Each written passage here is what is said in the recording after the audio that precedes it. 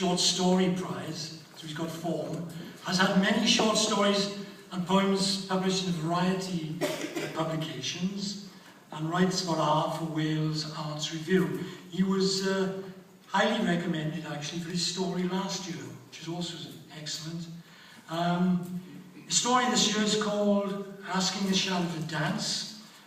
The title is taken from a poem by Carl Sandburg, who wrote in one of his lines, "Poetry is an echo asking the shadow to dance."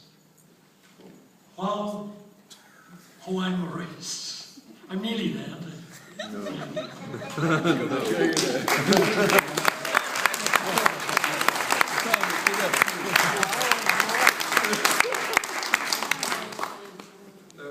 Thank you to the Cheval trustees for putting me in first place. Having heard a majority of the readings, any number of people could have been first, so it is an honour to be here as well. With my name right there now, it feels really good. Woo! Thank you very much. And good luck to you all next year. I'd like to apologise in advance for the swearing in this piece, but that happens in real life, so I feel justified. His mother chucked the wooden spoon in the sink and marched into the lounge. When she came out, she had Tyrone by the wrist and was leading him out through the front door. He knew where she would be going. If his brother was with her, then she'd be off to see Auntie Joyce up the road. So he turned the stove off to wait for her as he ate the rashers out of the pan. He thought about what she would say. They called her Juicy Joyce up the leather bottle because everyone wanted to squeeze. But all the old boys who gave her the eye didn't know what Jordan knew, being family and all that. If you squeezed her the wrong way, she'd be far more sour and acidic than even the sharpest lemon.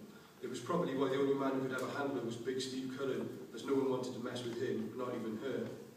But on seeing his auntie slam the front door a few minutes later, with the look in her eyes like she wanted to chew his face, all Jordan could think about was how he should have taken Matthew Regan up on his offer when he nicked his brother's knuckle dusters and wanted to swap them for a tint of sticky black.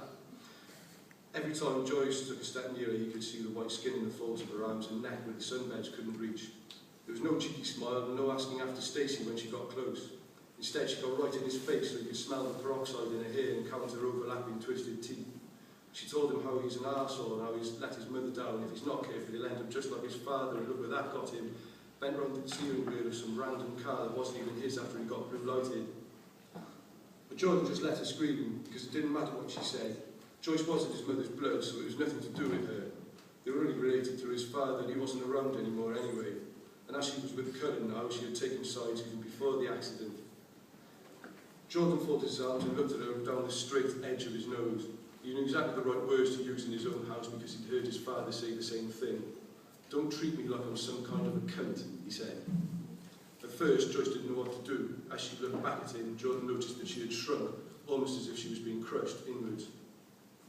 "I'll pretend I didn't hear that," she said, almost in a whisper. "I said, Auntie Joyce, don't treat me like I'm some kind of a cunt."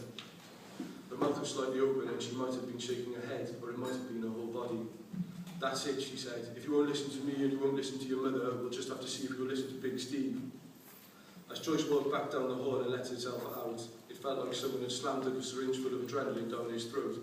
One of the reasons he knew Big Steve Cullen meant business was because his nose wasn't like an overripe squash banana. It's not the ones who look like they've had a few hidings you should be worried about. And he was one of those guys that everyone had to listen to. Once, he made the whole street give blood when the van outside Tyrone's Priory He made the whole street give blood when the van was outside Tyrone's Priory just by going round every house and having a quiet word. All because one of the old boys he knew from down the counting stand on a Saturday afternoon had told him about his daughter in the hospice. No one messed with Big Steve.